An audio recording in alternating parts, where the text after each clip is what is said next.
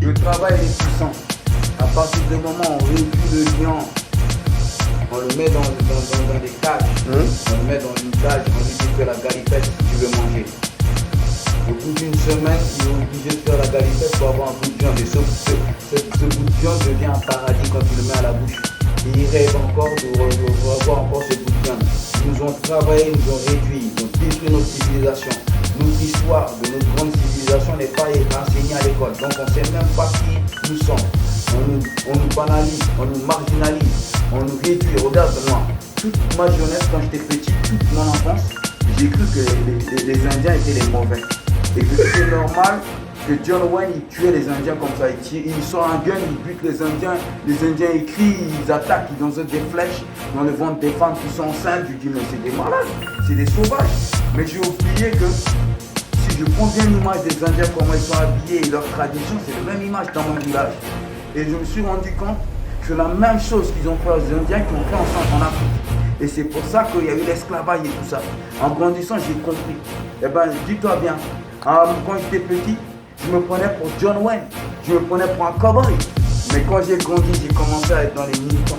J'ai commencé à combattre dans les Black Dragons, on m'appelait Joe l'Indien, Geronimo. Tu vois, c'est-à-dire que je me suis approprié ma civilisation, mes semblables, ceux qui me ressemblent, ce qui était puissant depuis des millénaires.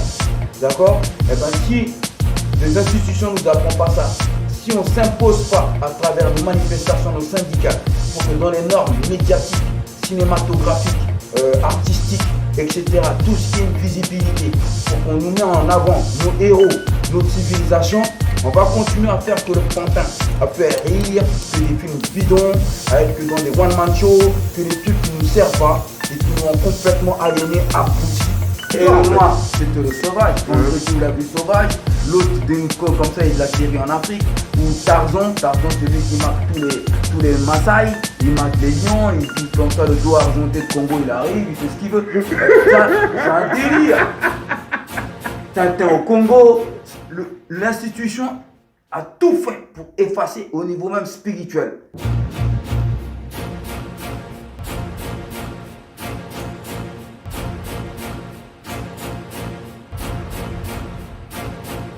Parce que la majorité des rappeurs qui étaient connus de ma génération, qui ont donné leur foi à Skyrock et qui ont commencé à... C'est eux à l'origine, c'est pas les Booba, c'est pas les Booba et les Rof et tout ça, et c'est pas eux les problèmes. C'est avant. C'est bien avant. C'est les Joe Star, toute la merde là. Ils disaient nique ta mère, je suis révolutionnaire. C'est eux les premiers bluffeurs. NPM, nique ta mère. C'est eux les premiers bluffeurs. Après, donc ça veut dire qu'on peut comprendre d'autres rappeurs qui se sont dit on va bluffer nous aussi. Bah, ils ont fait des petits. Ils ont brisé les sources et les bases des rap pour faire des petits. Et les petits ont fait d'autres petits. Donc pour toi, NPM c'est une imposture. NPM c'est une imposture. Ils n'étaient pas dans la C, c'était des mythos. C'est des gars, ils marchaient avec des showbiz. Nous on était marginalisés parce qu'on était dans les clans.